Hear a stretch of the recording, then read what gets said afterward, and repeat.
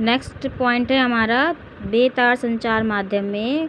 बच्चों अब हम पढ़ने जा रहे हैं सूक्ष्म तरंग। ठीक है, सूक्ष्म तरंग संचार में कुछ विशेष प्रकार के उपकरणों द्वारा रेडियो सिग्नलों का प्रेषण किया जाता है। यानी कि जो सूक्ष्म माइक्रोवेव्स होती हैं उसमें कुछ रेडियो सिग्नलों का प्रेषण किया जाता है। प्रेषण यानी कि सेंड किया जाता है, भेजा जाता है। और किसके द्वारा? कुछ विशेष प्रकार के उपकरणों का प्रयोग किया जाता है। वे आवृत्तियाँ जिन पर सूक्ष्म तरंग रेडियो सिग्नलों का प्रेषण किया जाता है।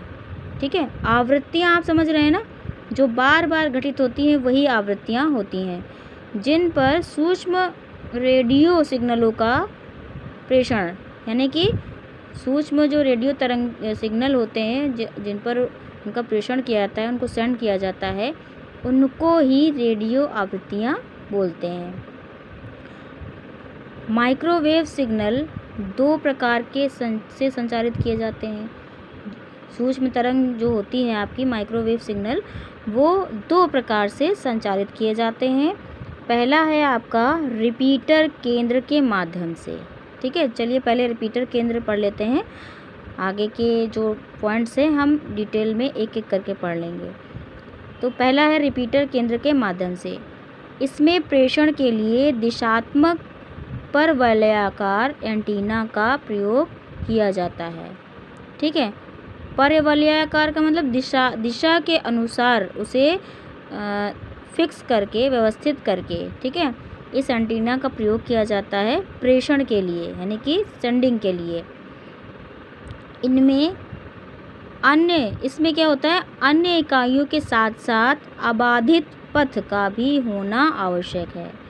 अबाधित मतलब और सारी इकाइयाँ जो भी ज़रूरत होती है वो तो होती ही हैं सेंडिंग के लिए, प्लस इसमें क्या होता है कि अबाधित का मतलब जिसमें कोई बाधा ना उत्पन्न हो, ऐसे पथ, यानी कि जो सेंडिंग का पथ होता है, रास्ता होता है, जिस रास्ते से हम भेजते हैं वो भी आवश्यक होता है।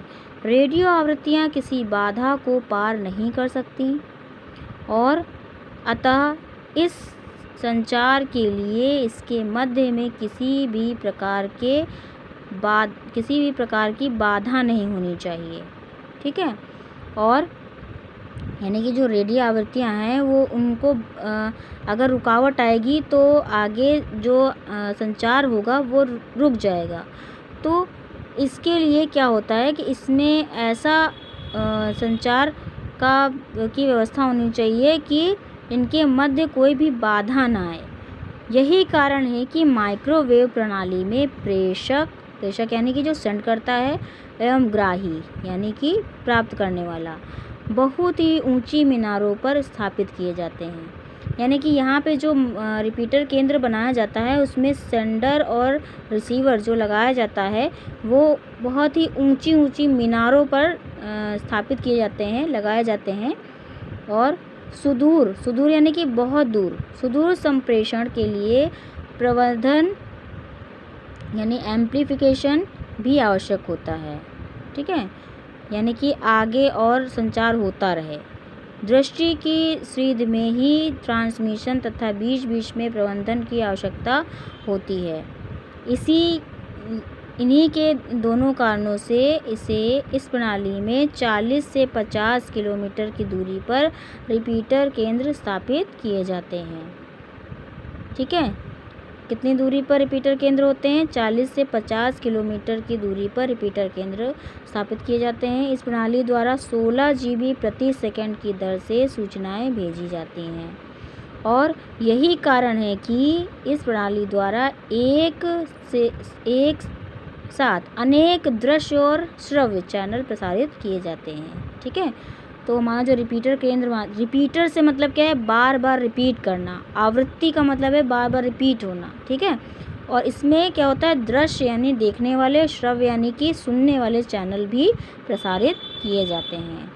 ओके स्टूडेंट्स, आपको आई होप कि आपको समझ में आ गया होगा ये।